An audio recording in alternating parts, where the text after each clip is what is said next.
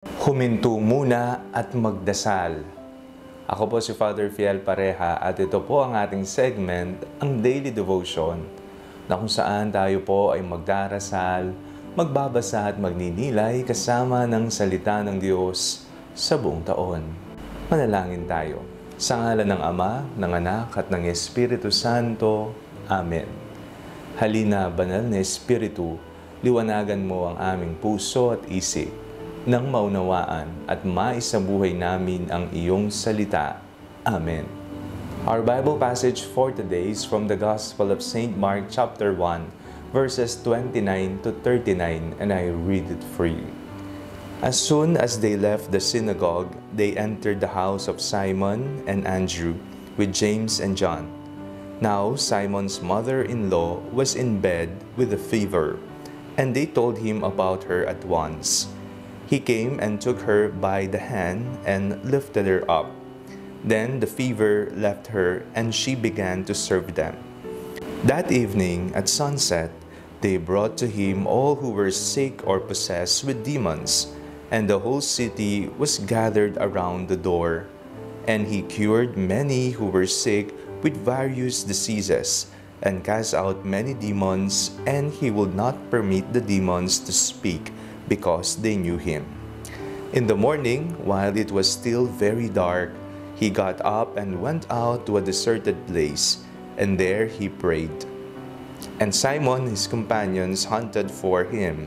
When they found him, they said to him, "Everyone is searching for you." He answered, "Let us go on to the neighboring towns, so that I may proclaim the message there also. For that is what I came about to do." And he went throughout Galilee, proclaiming the message in their synagogues and casting out demons. May mga panahon po sa ating buhay na nararamdaman natin, feel natin na tayo ay nadidrain na, tayo ay nasasagad na, tayo po ay pagod na. Sa dinami-dami ng mga trabaho, sa dinami-dami ng mga kailangang tapusin at aralin, tila ba nakikita natin ang ating katawan na pagod na at nangangailangan ng pahinga. Pero alam natin sa ating sarili na minsan, kahit ipagpahinga mo na, hindi mo magagawa sapagkat kailangan mo pa rin kumayod upang mayroon kayong makain o mapangtustos sa lahat ng bayarin sa bahay o sa inyong buhay.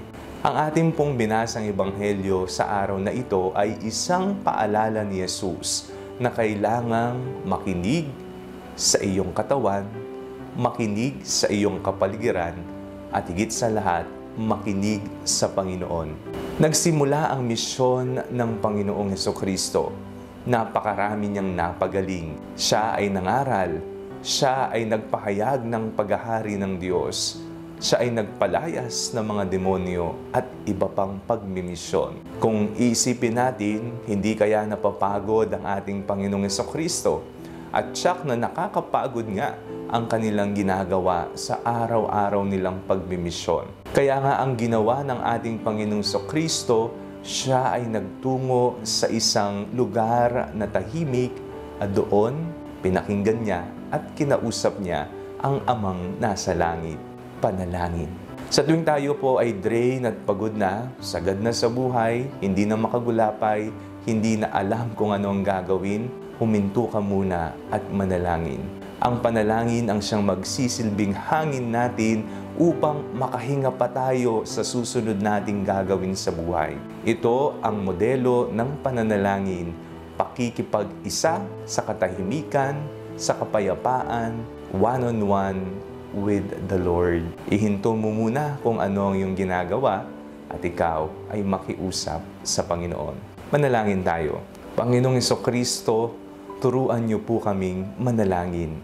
Sa mga panahon na kami po ay pagod na, sagad na, at hindi na alam kung ano ang gagawin, nawa kayo po ang magsilbing katahimikan, lakas ng aming buhay. Amen. Sa ngalan ng Ama, ng Anak at ng Espiritu Santo. Amen. Huwag po ninyong kalimutang i-like ang video ito, mag-comment po kayo and share it with your family and friends. Ang Panalangin Bago Matulog ay may sariling Facebook page na po. Huwag niyo pong kakalimutang mag-like at mag-follow dito, and do not forget to subscribe to our YouTube channel. I-click niyo lamang po ang link na nasa description ng video ito. O kaya naman po just search Father Fiel Pareha. God bless you po.